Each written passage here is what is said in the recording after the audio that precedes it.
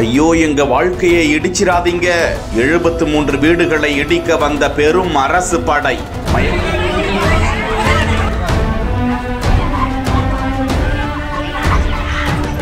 மயக்கமடைந்த பெண், எங்களுக்கு மாற்று இடம் கொடுத்துவிட்டு இடிங்க என கத்தி கதற போலீசாரிடம் தள்ளுமுள்ளு என புழல் பகுதியில் நடக்கும் பரபரப்பு.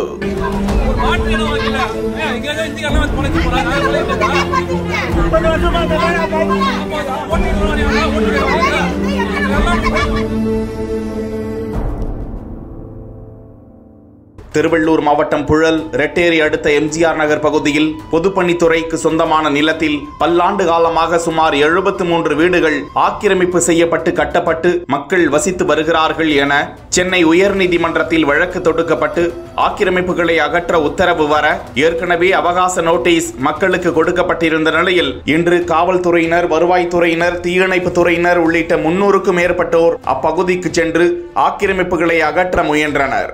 அப்போது நடக்கும் பரபரப்பு காட்சிகளை தான் பார்த்து கொண்டிருக்கிறோம்.